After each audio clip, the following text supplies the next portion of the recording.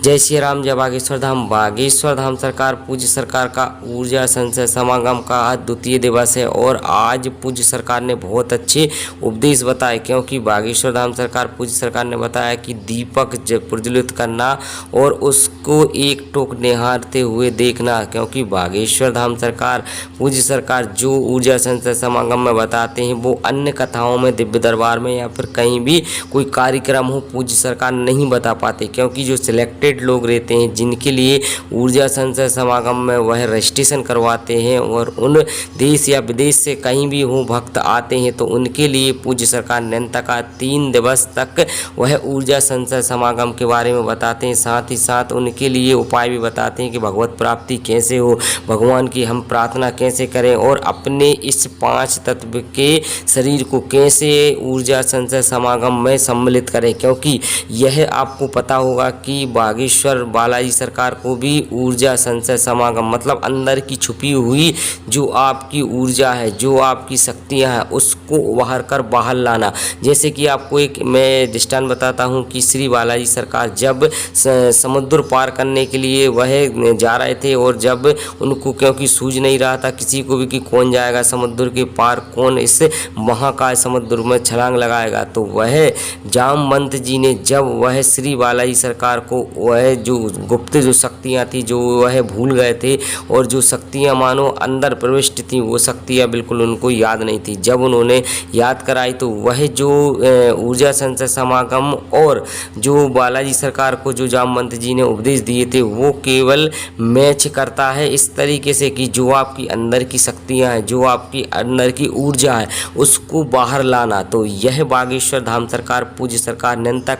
अपने अथक प्रयत्नों से ऊर्जा संचय समागम हर 4-5 महीने में एक बार जरूर करते हैं। तो वह जो भी भक्त रजिस्ट्रेशन करवा लेता है तो वह ऊर्जा संचय समागम में जरूर जाता है, क्योंकि उसको पता रहता है कि ऊर्जा संचय समागम में हम पहुंच गए तो गुरुजी के दर्शन भी हो जाएंगे और वह जो भी हमारी गुप्त ऊर्जा है, जो हमारी दिव्य शक्तियाँ हैं उसको हमें अवगत कराएंगे पूज्य सरकार। तो ऐसा ऊर्जा संचय समागम आज द्वितीय दिवस था और द्वितीय दिवस के दिन वह सभी भक्तों के लिए बहुत ही अच्छा पूज्य सरकार ने उपदेश दिया। और साथ ही साथ ब्रह्म मुहूर्त में उठना, मतलब ब्रह्म मुहूर्त में जो व्यक्ति उठता है वो कभी भी बीमार नहीं पड़ता और ना ही उसको कभी भी कोई भी नेगेटिव एनर्जी ग्रसित करती, क्योंकि ब्रह्म मुहूर्त में उठते हुए व्यक्ति यदि भजन बहुत करता है या फिर वो भगवान की आराधना प्रार्थना बहुत करता है तो उसके लिए बहुत ही शुभ और लाभदायक रहता है। तो ऊर्जा संचय समागम का मतलब एक ही प्रयत्न नहीं है, बहुत से उसमें उपाय हैं,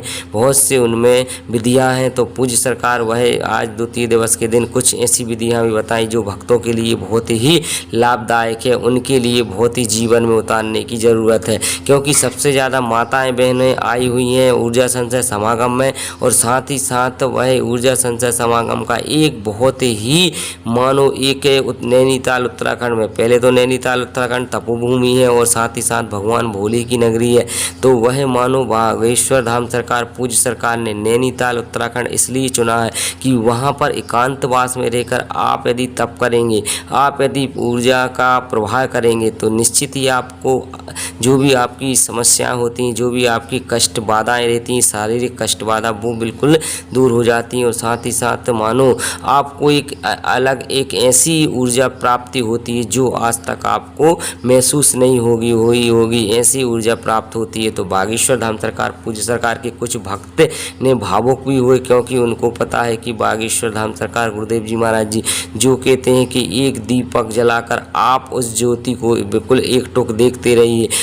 उस ऊर्जा संचय को देखते रहिए। जैसे ही आप देखेंगे एक मन की गति आपको अलग ले जाएगी, साथ ही साथ आपको जो परमात्मा और आत्मा और परमात्मा का मिलन होगा वो एक अद्भुत होगा, एक अलग ही होगा। तो देखिएगा कितनी बखूबी तरह से बहनें दीपक को एक टुक देख रही हैं, क्योंकि उनको पता है कि ऊर्जा मतलब ऊर्जा का संचय समागम का यही अर्थ रहता है कि आप अपनी नेगेटिव एनर्जी को दूर करें और साथ ही साथ जो आपकी ऊर्जा हो, जो आपकी दिव्य शक्तियाँ हैं, उसको बाहर लेकर आए, आप अवगत हो। तो इस तरीके से वह पूज्य सरकार निरंतर उत्तराखंड नैनीताल में सभी भक्तों को बता रहे हैं और साथ ही साथ सभी को एक उपदेश भी दे रहे हैं। और जो दीपक से प्रज्वलित करके जो वह भक्त देख रहा है, एक टुक निहार रहा है, तो वह मानो एक अलग सी अनुभूति हो रही। कुछ भक्तों ने उन गुरु जी महाराज जी से भी कहा कि हमको जो हम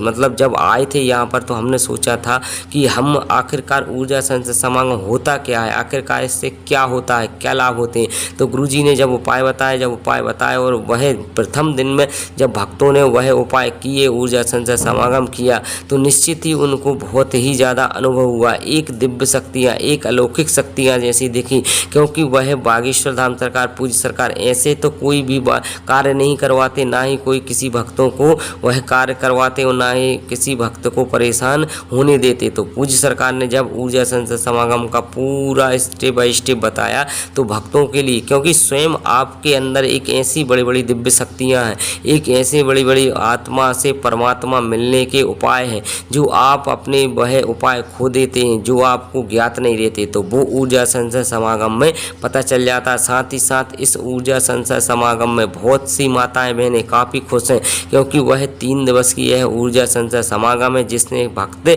वह डायरेक्ट बागेश्वर धाम सरकार पूज्य सरकार से फेस टू फेस बात कर रहे हैं। साथ ही साथ बागेश्वर धाम सरकार से वह प्रश्नोत्तरी भी कर रहे हैं, क्योंकि कुछ भक्तों को संशय रहता है कि आखिरकार दिव्य शक्तियाँ होती भी हैं कि नहीं होती, या फिर होती हैं तो कहाँ होती हैं। तो पूज्य सरकार इस ऊर्जा संचय समागम के माध्यम से सभी भक्तों को बता रहे हैं, साथ ही साथ सभी भक्तों को वह अनुग्रहित करवा रहे हैं, क्योंकि वह दीपक जलाना, सुबह 4 बजे ब्रह्म मुहूर्त में उठना, 2 घंटे तक वह ब्रह्म मुहूर्त में उठने के साथ पूजा प्रार्थना अर्चना सभी करना, तो वह केवल दीपक जलाकर ही कर सकते हैं। क्योंकि ब्रह्म मुहूर्त में जो व्यक्ति उठता है, जो व्यक्ति इस ऊर्जा संचय समागम को 3 दिवसीय है कर लेता है और इसके बाद इसी को रिपीटेड यदि घर पर करता है तो उसको भगवत प्राप्ति होगी, साथ ही साथ एक दिव्य अलौकिक शक्तियाँ प्राप्त होंगी और उसको रास्ता जीने की नई राह मिलेगी। क्योंकि कुछ लोग आपने देखा होगा कि अच्छा खासा पैसा उनके पास होता है, अच्छा खासा उनके पास सुख संपत्ति होती, परंतु कष्ट से, मतलब शारीरिक कष्ट से वो प्रेरित रहते हैं, शारीरिक कष्ट उनको बने ही रहते हैं। तो जिससे कि जो व्यक्ति ऊर्जा संचय समागम में पहुंच जाता है, वो 3 दिवस की कर लेता है, तो निश्चित उसको एक अनुभव होता है, एक अनुभूति होती है, जो आने वाले कुछ दिनों में आपको एक ऐसा दिव्य चमत्कार सा लगेगा। क्योंकि आपके अंदर जो 5 तत्व से बना हुआ इतना बड़ा शरीर है, जो 5 तत्व से बना हुआ इतनी बड़ी संरचना है, उसको लिए अवगत कराते हैं पूज्य सरकार। और साथ ही साथ ये आप जब 5 तत्व के वह जो शरीर है जिसमें कि आप थल